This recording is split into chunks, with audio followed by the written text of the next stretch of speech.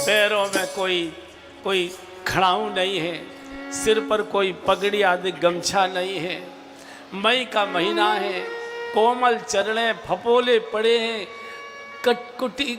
कटीले मार्ग पर कांटे चुभते हैं, गोखरू चुभते हैं, नुकीले पत्थरों की नोक चुभती है।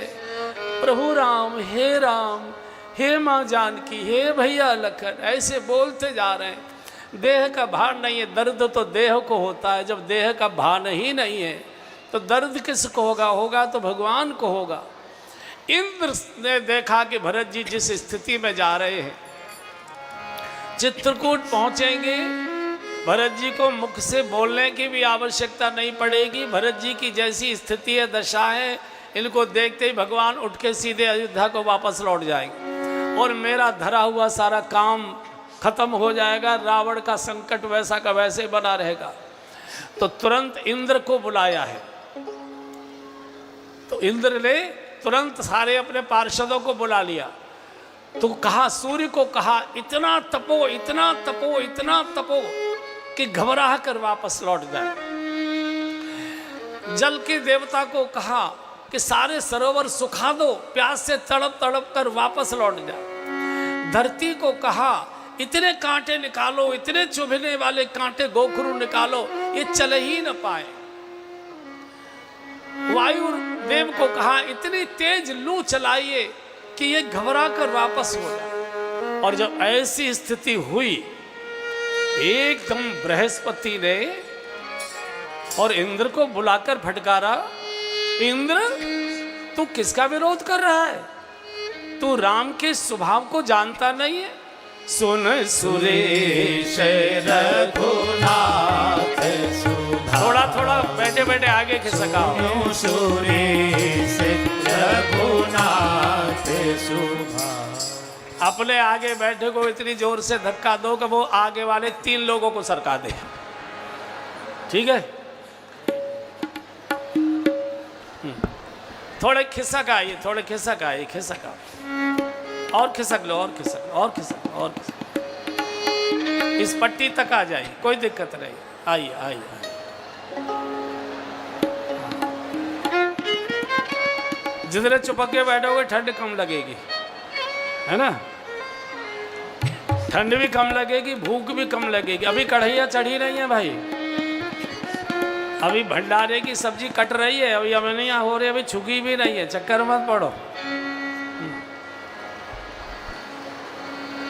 राधे राधे गोविंद गोविंद राधे, राधे राधे गोविंद गोविंद राधे, श्री राधे राधे गोविंद गोविंद राधे, राधे राधे गोविंद गोविंद राधे। तो ब्रह्मा जी ने भी, बृहस्पति जी ने भी, दोनों ने फटकारा, तुझे भगवान के स्वभाव को मालूम नहीं है? सुन सुरेश रघुनाथ, सब गाइए। सुन सुरेश रघुनाथ सुभाऊ, निज अपराध विसाही न काहू, निज अपराध विसाही न काहू। जो अपराध भगत कर करही, जो अपराध भगत कर करही, राम रोष पावक सो जरही, राम रोष पावक सो जरही। लोकहु वेद वेदित इतिहासा, लोकहु वेद विदित इतिहासा, लोकहु वेद विदित इतिहासा, लोकहु वेद विदित इतिहासा।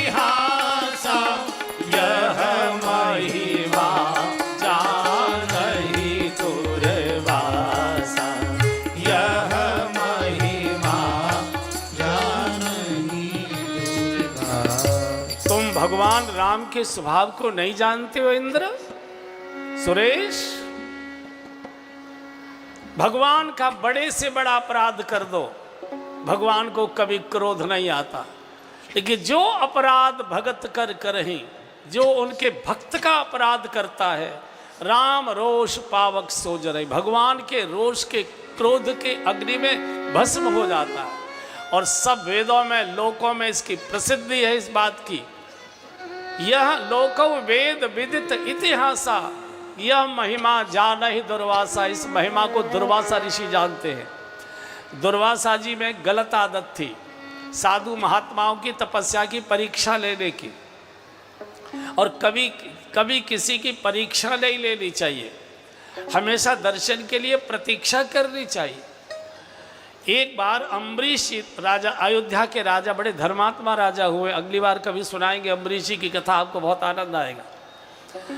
तो अयोध्या के राजा थे, इनको एक बार एकादशी का पूरा वर्ष भर का एक पारायण करना था, निर्जला एकादशी का, वृंदावन में जाके, मथुरा जाकर।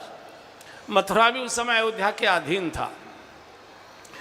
तो निर्जला में बहुत मुश्किल होता है, बड़ा कठोर व्रत है एकादशी का। तो दुर्वास, एक बार नैमिषारण्य में ऋषि मुनियों की सभा हो रही थी, उसमें दुर्वासा जी भी बैठे हुए थे। तो किसी ऋषि ने कहा कि आजकल भूमंडल पर सूर्य का तेज निस्तेज हो गया है, इस समय महाराज अम्बरीश जी की तपस्या का तेज इतना जबरदस्त है कि सूर्य उसके सामने फीका है, और उनके नियम को, साधना को कोई हिला नहीं सकता, इतने कठोर व्रत के पालन करने वाले। अब दुर्वासा जी में सुरसुरी छूट गई। ऐसा भी हो सकता है कि जिसके व्रत को भंग नहीं किया जा सकता, हिलाया नहीं जा सकता, मन में तय कर लिया। और कभी भी किसी भक्त के भजन को हंसी में भी, मजाक में भी व्रत को तोड़वाना नहीं चाहिए। हमसे तो भजन हो नहीं रहा है, हमसे तो व्रत हो नहीं रहा है, और धोखे से दूसरे का तोड़वा रहे हैं, तो महापाप होता है, स्वयं करो। तो आ गए दुर्वासा जी, एकादशी के दिन आ गए, तो स्वागत सत्कार किया। बोले हम आपके यहाँ प्रसाद पाएंगे। बोले ठीक है भाई, ये तो मेरा सौभाग्य है, ज्यादा संत पाहुने आवत, साधु का आगमन तो परमात्मा की कृपा से होता है, बोलो हरि कृपा मिले नहीं संता। बोले ठीक है, हम यमुना स्नान करने जा रहे हैं और फिर लौट के आपके यहाँ का प्रसाद पाएंगे। तो यमुना स्नान क्या करना था? तो नाटक करना था, इनको तो अम्बरीश जी को तंग करना था।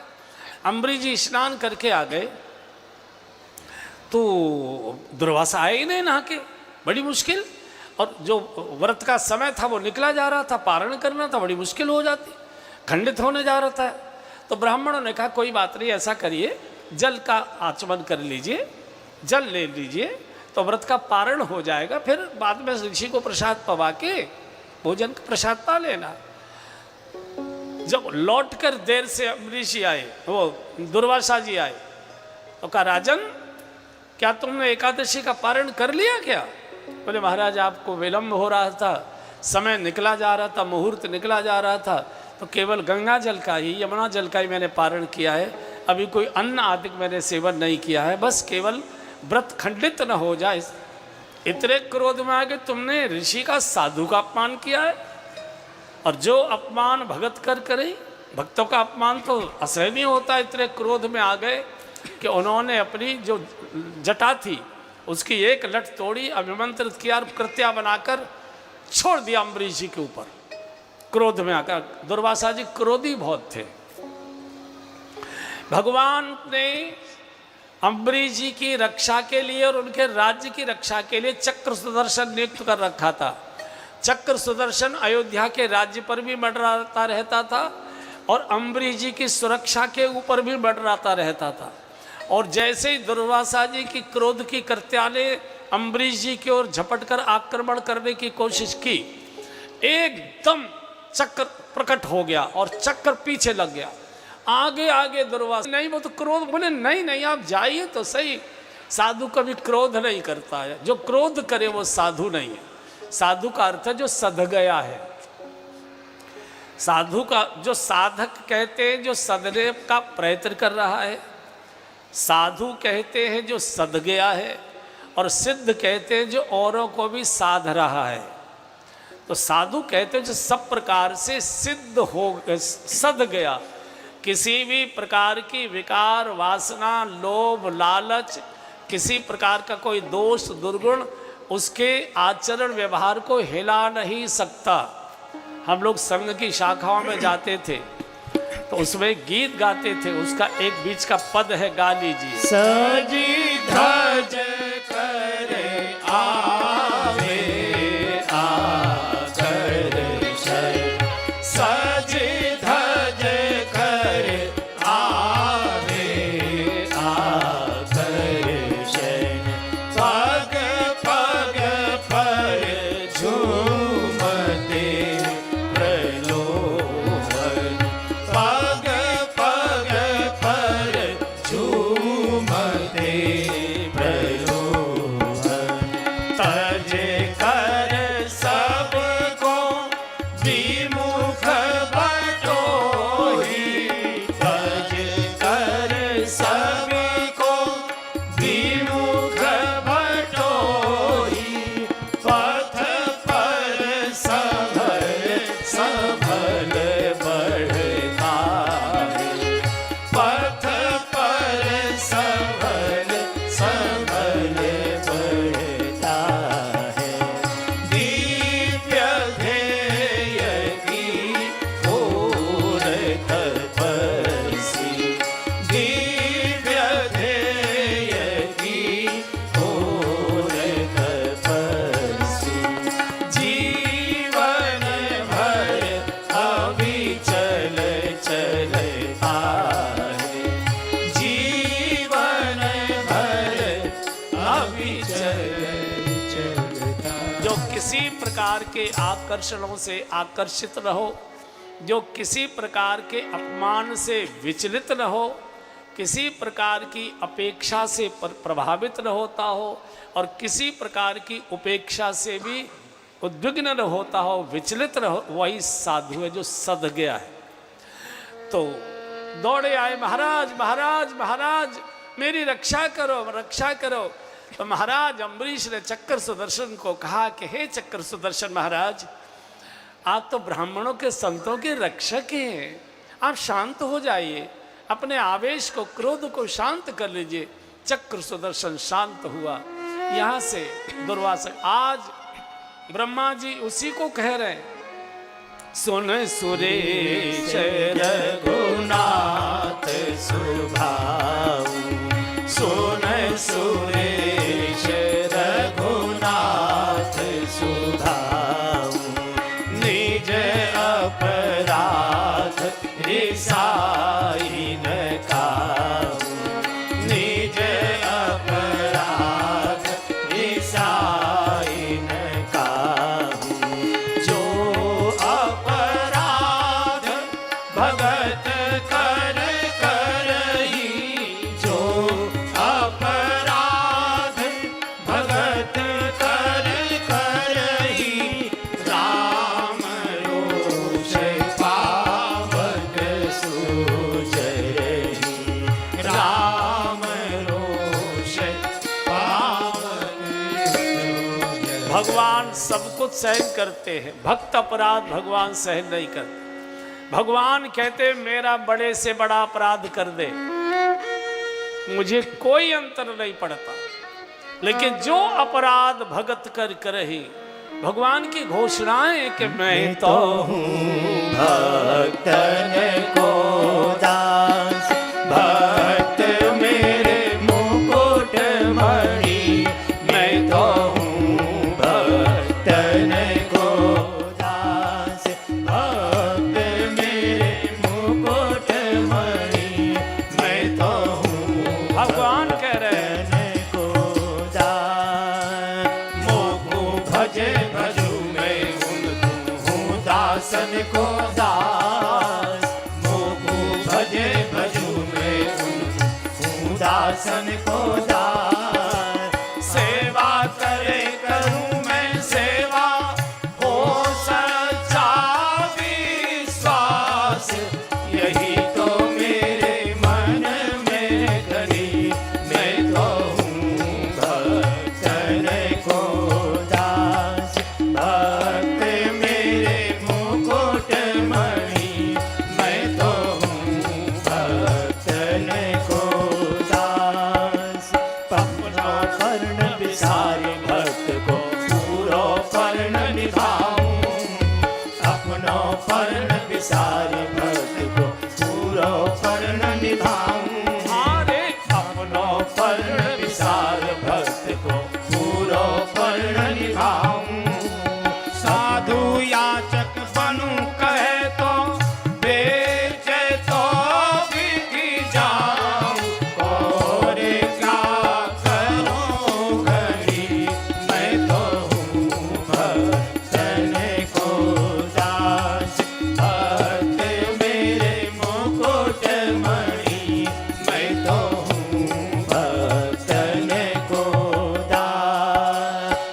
चापू और सेज बिछाओ नौकर बनूं हजार। पग चापू और सेज बिछाओ नौकर बनूं हजार।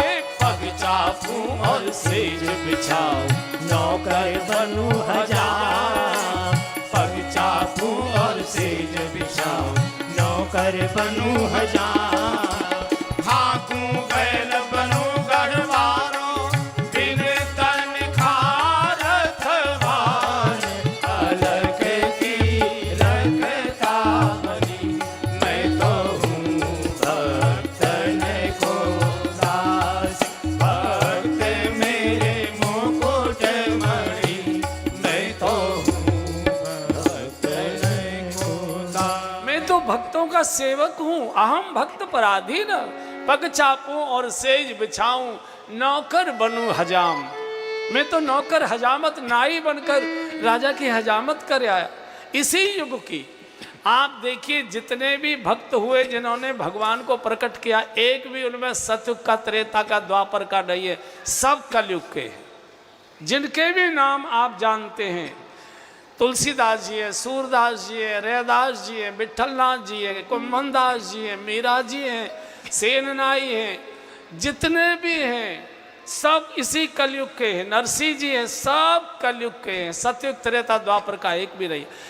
जिस कलयुग में हमारे सामने भगवान प्रकट हो सकते, हमारे और आपके लिए क्यों नहीं हो सकते? अरे महाराष्ट्र की भक्तिन जनाबाई, भगवान उसके साथ गोबर बनवाते, उसके साथ बैठकर कंडा पथवाते, अपने सिर पर टोकरी रखकर बाजार में बेचने के लिए जनाबाई के कंडे लेकर जाते, कंडे बीन कर काम करती, गुजारा करती थी।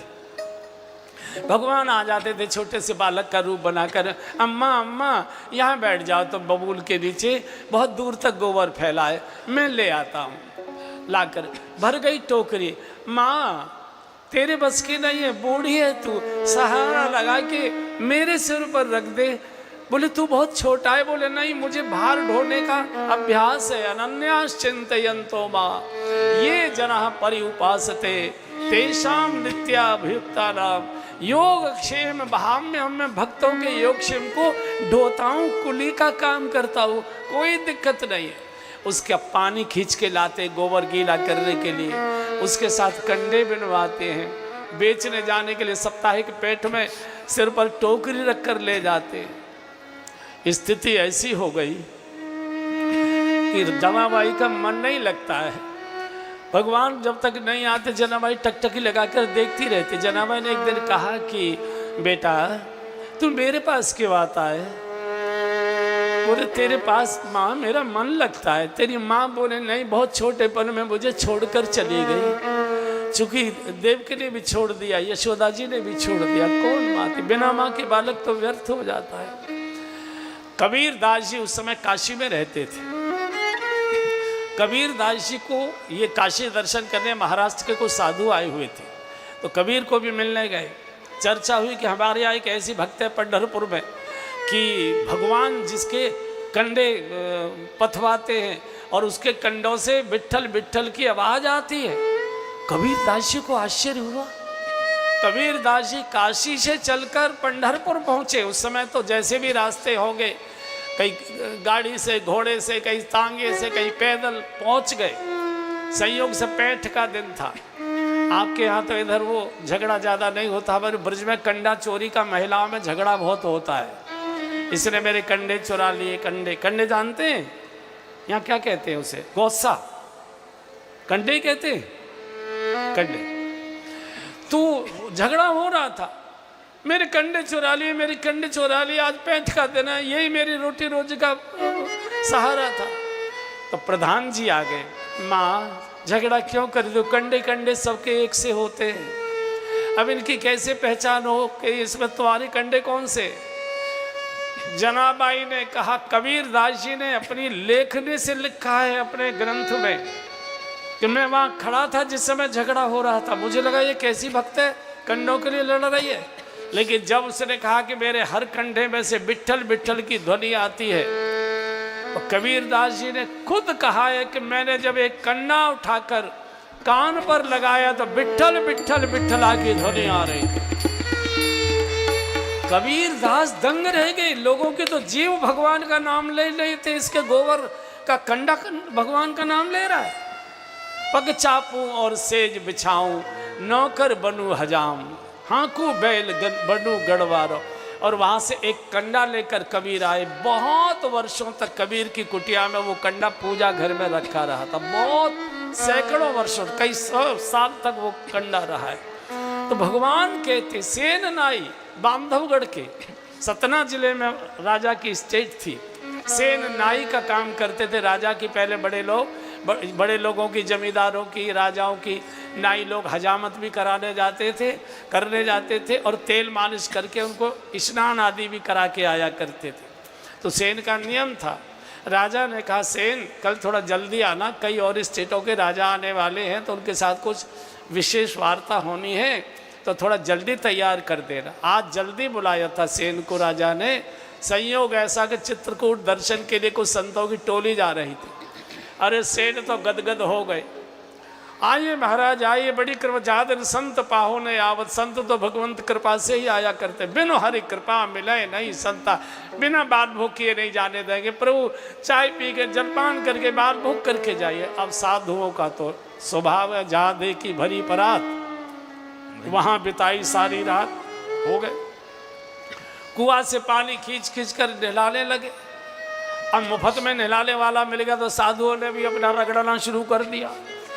अब राजा इंतजार कर रहा है, सेन अभी नहीं आया। रोज समय से आता था, जल्दी बुलाया, नहीं आया। मूर्ख कहाँ टक गया। क्रोध में बार बार सेवक को पूछता है, पता करो कहाँ है। आ रहे होंगे। फिर पत्नी से कहा बाल भोग बनाओ। भगवान को लगा कि आज सेन को राजा मृत्यु दंड देगा निश्चित रूप से। भगवान द्वारिका नाथ सेन का वेश बनाकर राजा के महल में आ गए। राजन और सेन की पेटी उठा लाई। राजन देर हो गई। नहीं समय से आ गए। भगवान हजामत बनाते हैं, फिर मालिश करते। तो मालिश के तेल की कटोरी भगवान ने सामने रख दी और पीछे से तेल लेके ऐसे और चंपी करने लगे। तो राजा को बड़ा स्वाद आने लगा। राजा ने कहा सेन मालिश तो तुम रोज करते थे, लेकिन आज जैसा आनंद कभी नहीं आया। अब तुझे कहाँ मालूम है, तेरा बाप कर रहा है मालिश, कोई सेन कर रहा है क्या? जगत का पिता कर रहा है इसका। बोले आज तो करके तूने थकान उतार दी। अच्छा होता क्या, कटोरी की ओर जब निगाह जाती है राजा की तो भगवान मुकुटधारी द्वारकाधीश दिखाई देते और पीछे मुड़कर देखते तो सेन के रूप में। हर राजा भी बड़ा परेशान, कहे नहला के भगवान चले गए। पेटी सेन के घर रख के अंतर ध्यान। अब सेन को याद आई, करे बाप रे, आज तो मृत्यु दंड के अतिरिक्त और कोई पुरस्कार नहीं मिलेगा। लदर पदर पेटी लेकर दौड़ा तो जो गेट कीपर खड़े थे, अरे सेन क्या हुआ, कुछ भूल गए क्या? अरे भैया आज देर हो गई। अरे अभी तो तुम हजामत बना कर गए हो, राजा को स्नान करा कर गए हो। सेन ने समझा मेरी मजाक बना रहे। अंदर देखा तो राजा नहाए धोए बैठे। सेन कैसे आए? बोले महाराज देर हो गई, आज कुछ साधु आ गए। अरे अभी तो तुम आए थे, अभी तो मुझे, और आज तो तुमने ऐसी मालिश की है क्योंकि रग रग का दर्द ही निकल गया, थकान ही निकल गई, आज तो शरीर फूल जैसा। महाराज ऐसा मत बोलिए, भूल हो गई, देर हो गई संतों की। अरे कैसी बात करते हो? भगवान ने सामने से छवि का दर्शन करा दिया। सेन चिंता मत करो, ये तुम्हारी सेवा मैंने कर दी है, फिक्र करने की जरूरत नहीं। और जब सेन ने प्रभु को देखा, दर्शन किया, पेटी को महाराज के चरणों में रख दिया। बोले महाराज बड़े भाग्यशाली हो, भजन हमने किया है और भगवान की कृपा आपके ऊपर हुई है। आपकी मालिश सेवा तो भगवान करके गए हैं। उस पेटी को राजा ने ले लिया और राजा के महल में जो पूजा घर था, मंदिर था, उसमें उस पेटी की भी पूजा होने लगी। कई पीढ़ियों तक पेटी की पूजा होती रही। सेन ने कहा, राजा ने कहा सेन अब तुम सेवा के लिए नहीं आओगे, हम तुम्हारी सारी योगक्षेम की व्यवस्था स्वयं करेंगे और कभी कभी हम स्वयं तुमसे मिलने तुम्हारी कुटिया पर आया करेंगे। तुमको आने की जरूरत नहीं, तुमने हमको भगवान का दर्शन करा। तो ये भगवान कह रहे पग चापूं और सेज बिछाऊं, नौकर बनूं हजार। पग चापूं और सेज बिछाऊं, नौकर बनूं हजार। पग चापूं और सेज बिछाऊं, नौकर बनूं हजार। पग चापूं और सेज बिछाऊं, नौकर बनूं हजार। हाकूं बैल बनूं गढ़वारो, बिनु तन खारथ बान। अलग की रखता बनी, मैं तो हूँ भक्तन को दास। भक्त मेरे मुकुट मणि, मैं तो हूँ भक्तन को। ब्रह्मा जी ने सभी देवताओं को बुलाया, धरती को फटकारा, खबरदार इतनी कोमल कर दो, तेरे भार को तो हल्का करने के लिए प्रभु आ रहे हैं। सूर्य को कहा तुम्हारे वंश में प्रभु जन्मे और तुम ये स्थिति कर रहे हो। तपन कम कराई, सरोवरों को फिर भरा, पूरा का पूरा वातावरण।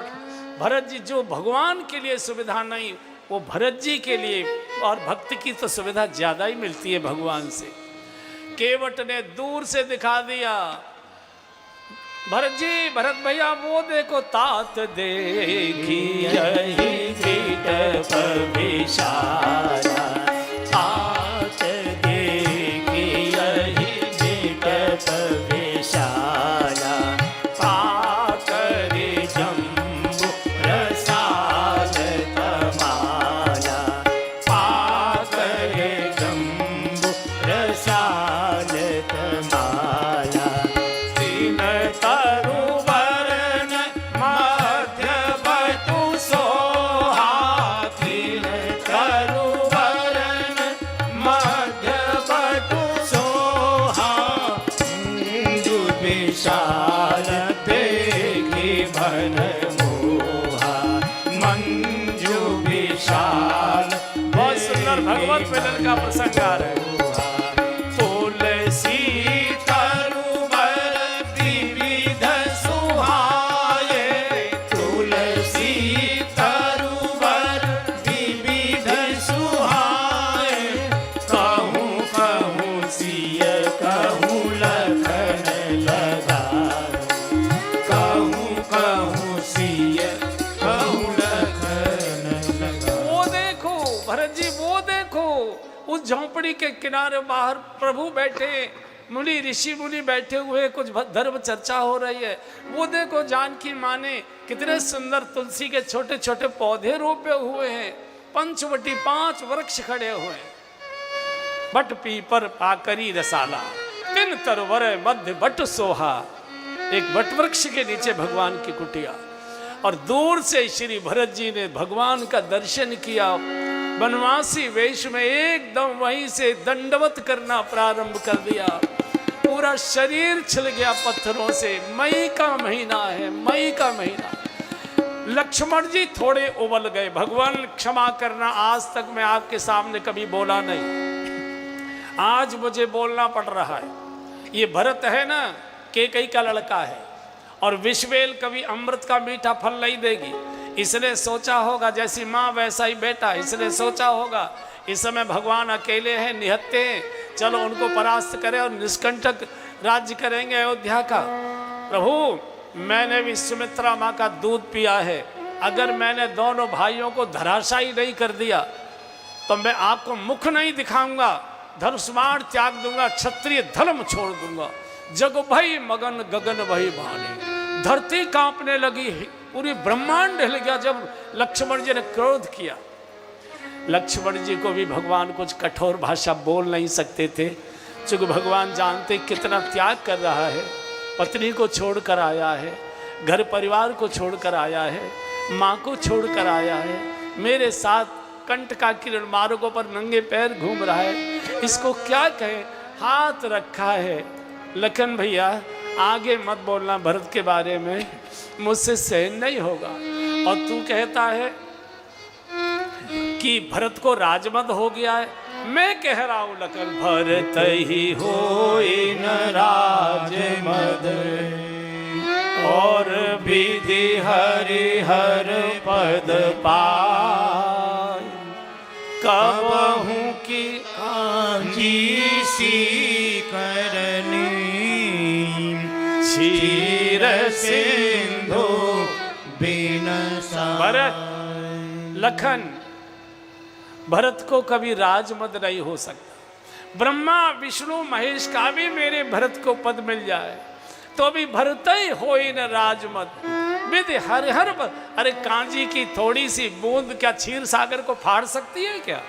अरे नींबू की छोटी सी बूंद आधी 1 किलो दही को तो फाड़ सकती है, दूध को तो फाड़ सकती है, क्या क्षीर सागर को कांजी की जरा सी? और लखन, आज तक मैंने तुम्हारी कभी कसम नहीं खाई। प्रियजन की कभी सौगंध कसम खानी भी नहीं चाहिए। प्रियजन की कसम खाने में प्रियजन की आयु घटती है, तेज घटता है। आज हम जरा सी बातों में बच्चों की कसमें खा लेते हैं, इतने लोभ लालच में फंसे, कभी नहीं खानी चाहिए। लेकिन आज लखन, मुझे भरत के कारण से तेरी कसम खानी पड़ रही। लखन तुम्हारे शपथ पे तो आना, लखन तुम्हारे शपथ पे तो आना। देखिए भाई भाइयों का कैसा संबंध चाहिए, दर्शन करिए। तुम्हारे शपथ पे तो आना, सोची सुबंधु नहीं भरत समाना, सोची सुबंधु नहीं भरत समाना। भरत हंस रवि वंश तड़ागा, भरत हंस रवि वंश तड़ागा। जन्म कीन गुण दोष विभागा, जन्म कीन गुण दोष विभागा। लखन, मैं तेरी और पिताजी दोनों की सौगंध खाकर कहता हूं, लखन तुम्हारी शपथ पितु आना। भरत हमारा बंधु नहीं है, भरत हमारा सुबंधु है, भरत हमारा सुबंधु है। लखन तुम्हार शपथ पितु आना, शुद्ध सुबंधु नहीं भरत समान।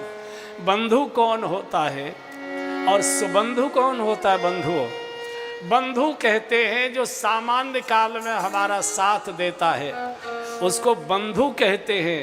और जो विपत्ति संकट काल में जो हमारा साथ देता है, उसको सुबंधु कहते हैं।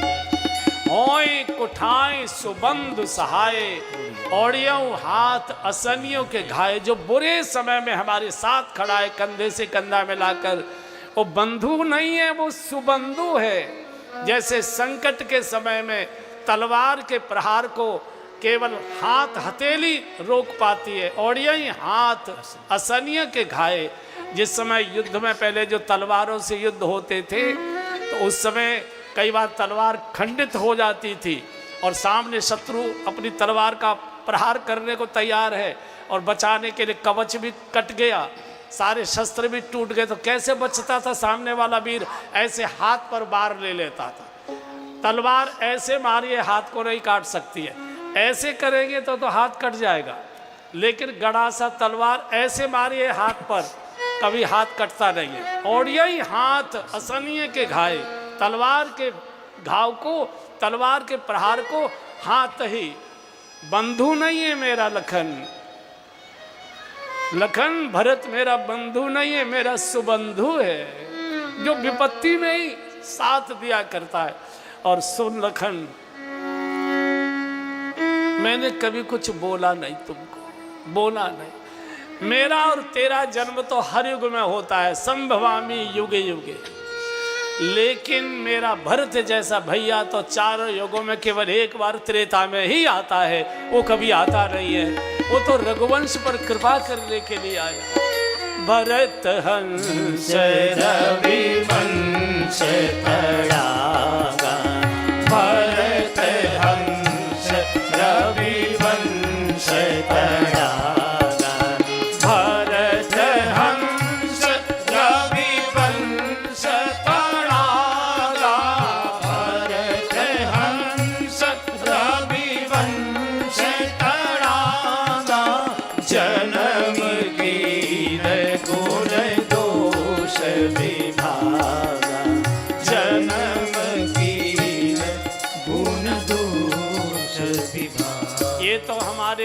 स्पर्श के सरोवर का हंस है, जो नीर छीर अपने विवेक से अलग करता। मेरा तेरा जन्म तो हर युग में होता रहता है, संभवामी युगे युगे, लेकिन मेरा भैया तो 4 युगों में केवल एक बार कृपा करने के लिए आता है, वो कभी आता ही नहीं। ये शब्द मत बोलना लखन, ये मुझसे सहन नहीं होगा। भरत किस ऊंचाई के होंगे जरा सुन लीजिए। एक बार सुनैना जी ने जनक जी से पूछा कि महाराज आप इतने बड़े ज्ञानी हैं कि बड़े बड़े ऋषि मुनि आपसे अपनी शंकाओं का समाधान करने आते। तीर्थराज प्रयाग से पैदल चलकर भरद्वाज ऋषि कई कई महीने पहले पत्र भेजते हैं, अपनी शंकाओं के समाधान के लिए आपसे समय मांगते हैं। इतने बड़े आप ज्ञानी हैं, आप मुझे भरत जी के बारे में बताइए। मैं राम जी के बारे में जानती हूँ कि ब्रह्म के अवतार हैं, पूर्ण अवतार है। मैं लक्ष्मण जी के बारे में जानती हूँ, शेषनाग के अवतार है। मैं शत्रुघ्न जी के बारे में भी मुझे मालूम है कि चक्र सुदर्शन के अवतार है। ये भरत कौन है? ये भरत किस लोक से आए हैं? तो जनक जी ने कहा रानी, भरत जी के बारे में केवल एक ही व्यक्ति जानता है, दूसरा कोई जानता नहीं। कौन जानते हैं? बोले केवल राम जानते हैं, दूसरा कोई नहीं जानता, केवल राम जानते हैं। अरे ये तो बहुत अच्छी बात है, जमाई राजा को न्योता भेज दीजिए, ससुराल भी घूम जाएंगे और भरत जी की कथा भी सुना देंगे। तो जनक जी ने कहा कि महारानी जी, मैं राम जी को बुला तो लूँगा, बुलाने में कोई दिक्कत नहीं है, लेकिन राम जी के सामने एक बड़ी कठिनाई है। क्या है? जनक जी ने कहा कि राम भरत जी के बारे में जानते तो हैं, लेकिन वर्णन वे भी नहीं कर पाएंगे, भरत जी इतने गूढ़ गंभीर हैं। भरत अमित महिमा सुनु रानी, भरत अमित महिमा सुनु रानी,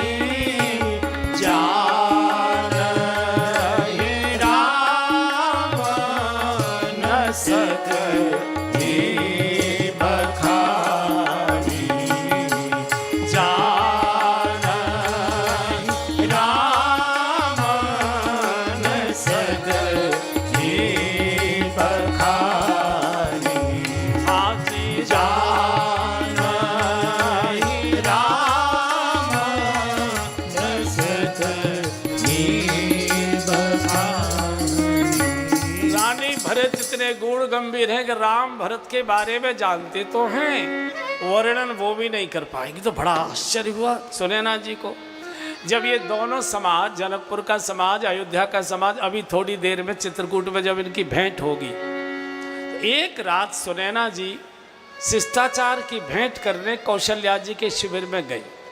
स्वागत सत्कार हुआ, बातचीत हुई। तो सुनैना जी ने कौशल्या जी से पूछा कि माँ, हमने सुना है कि भरत जी ने आपका दूध पिया है। बोले हाँ।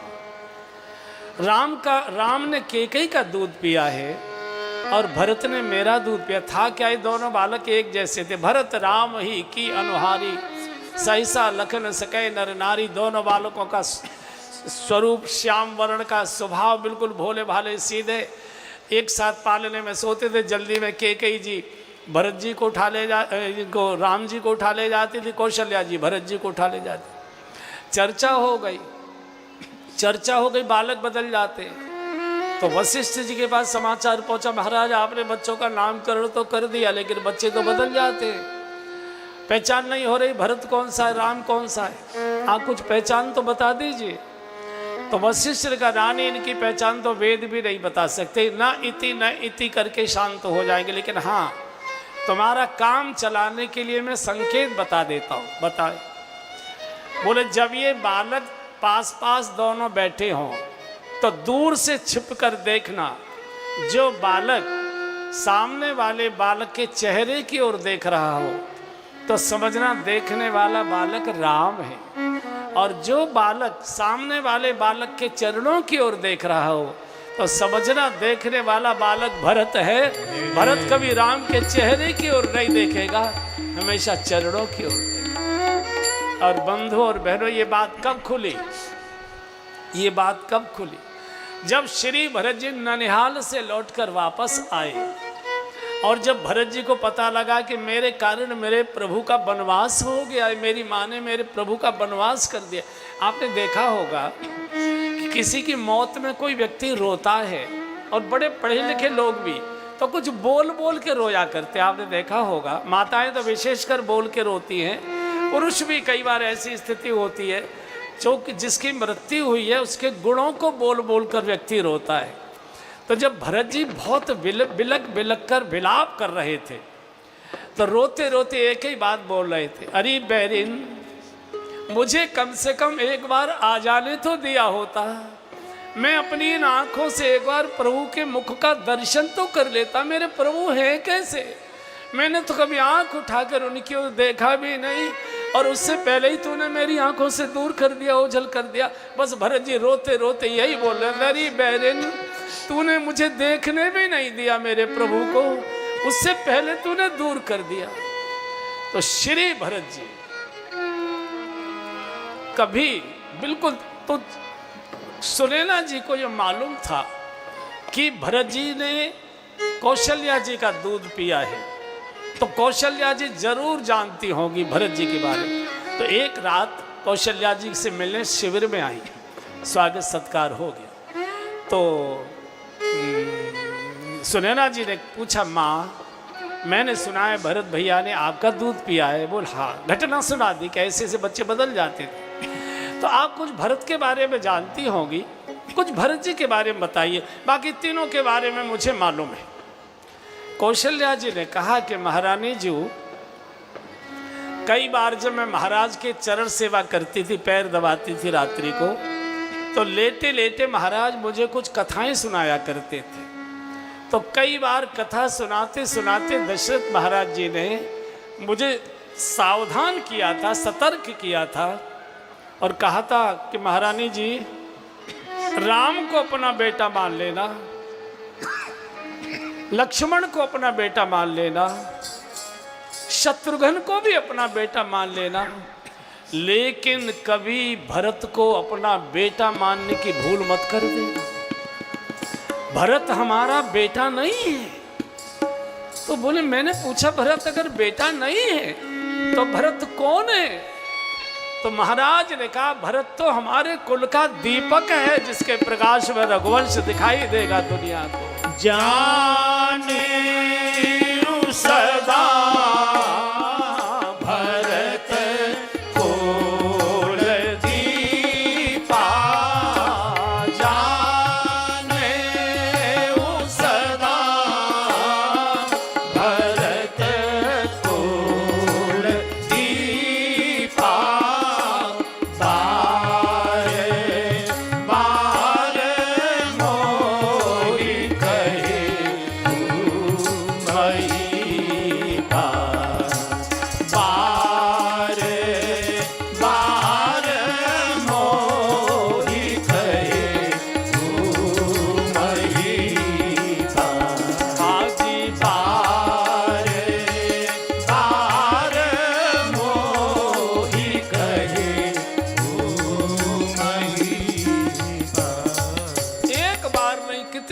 महाराज ने मुझे कहा था कि भरत को बेटा मानने की भूल नहीं करना, ये हमारे कुल का दीपक है, इसके प्रकाश में जगत को राम रघुवंश परिवार दिखाई देगा।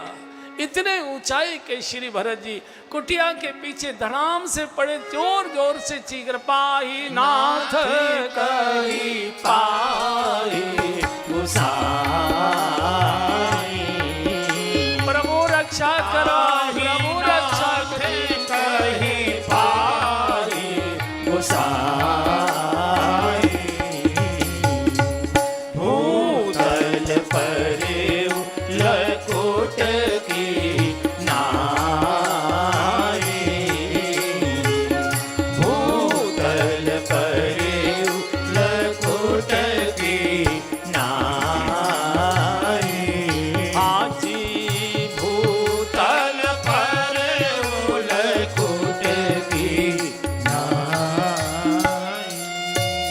जैसे कोई पतली सी लाठी ऐसे सीधे धड़ाम से धरती पर गिर जाती है, ऐसे श्री भरत जी भगवान की कुटिया के पीछे प्रभु रक्षा करो, प्रभु रक्षा करो, प्रभु रक्षा करो।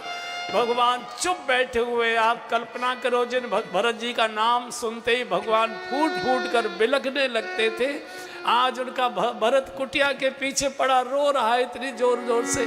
प्रभु ने कैसे धैर्य रखा होगा ना कि भगवान इतने कठोर इसलिए हो गए। भगवान चाहते लखन अब तुझे ही कहना पड़ेगा प्रभु भरत को स्वीकार करो, चूंकि तूने ही कहा था कि मैं भरत को मार डालूंगा, अब तुझे ही कहना पड़ेगा कि भरत की रक्षा करो। तो जब लक्ष्मण जी भी बहुत अकुलाए और धीरे से कहा, भगवान ऐसा लगता है कुटिया के पीछे भरत भैया इतना सुनना तो उठे राम सुनी प्रेम अधीरा, उठे राम सुनी प्रेम अधीरा, कहूँ पट कहूँ निशंग धनु तीरा, कहूँ पट कहूँ निशंग धनु तीरा। ऐसे अधीर होकर भगवान दौड़े, पटका गिर गया और धनुष छूट गया, बाण छूट, क्यों धन क्यों निशंग धनु तीरा, एकदम बरबस लिए उठाए उर लाए कृपा निधान। एकदम भगवान ने जबरदस्ती धरती पकड़ ली थी। वरज नहीं प्रभु मुझे मत छूना, पापी हूं, मेरा मुख नहीं देखना प्रभु, आपको पाप लग जाएगा। उठा कर एकदम हृदय से लगा लिया, बरबस लिए उठाए और लाए कृपा निधान। इस दृश्य को देखकर देवता घबरा गए।